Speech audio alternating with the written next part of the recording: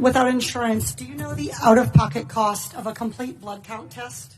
No, ma'am, not immediately. Do you have a ballpark? I do not, ma'am. Okay, a CBC typically costs about $36. What about the out-of-pocket cost for a complete metabolic panel?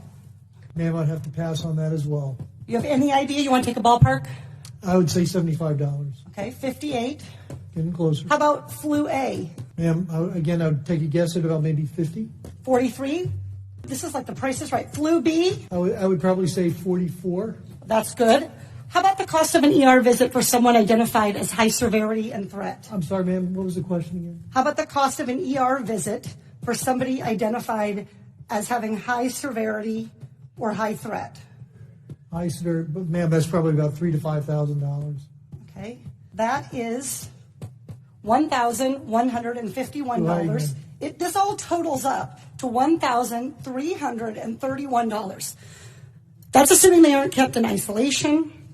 Isolation can add up for one family already, $4,000. And fear of these costs are going to keep people from being tested, from getting the care they need, and from keeping their communities safe. We live in a world where 40% of Americans cannot even afford a $400 unexpected expense. We live in a world where 33% of Americans put off medical treatment last year. And we have a $1,331 expense, conservatively, just for testing for the coronavirus. Dr. Redfield, do you want to know who has the coronavirus and who doesn't? Yes. Not just rich people, but everybody who might have the virus? All of America. Dr. Redfield, are you familiar with 42 CFR 71.30? I literally communicated to your office last night and received confirmation that I was going to be asking you about 42 CFR 71.30. This provides the director may authorize payment for the care and treatment of individuals subject to medical exam, quarantine, isolation, and conditional release. That I know about, and my office did tell me that. I just didn't know the numbers, ma'am. That's Congresswoman. Great, so you're familiar. Dr. Redfield, will you commit to the CDC right now using that existing authority to pay for diagnostic testing free to every American regardless of insurance? Well, I can say that we're going to do everything to make sure everybody can get the care they need. Reclaiming my time. Dr. Redfield, you have the existing authority. Will you commit right now to using the authority that you have vested in you under law that provides in a public health emergency for testing, treatment, exam, isolation without cost, yes or no?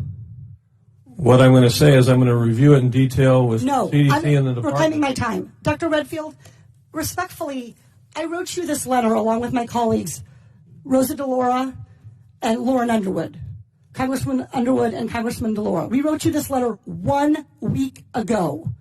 We quoted that existing authority to you, and we laid out this problem. We asked for a response yesterday. The deadline and the time for delay has passed. Will you commit to invoking your existing authority under 42 CFR 71.30 to provide for coronavirus testing for every American regardless of insurance coverage? What I was trying to say is that CDC is working with HHS now to see how we operationalize that. Dr. Redfield,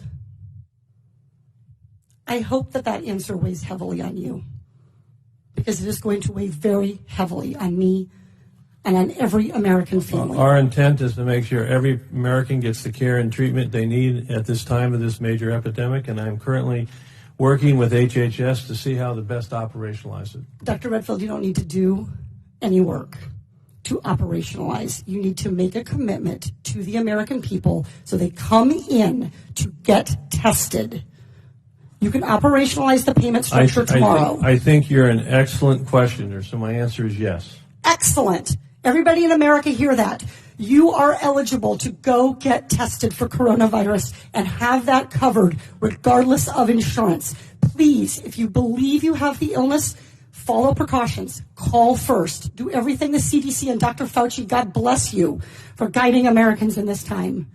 But do not let a lack of insurance worsen this crisis.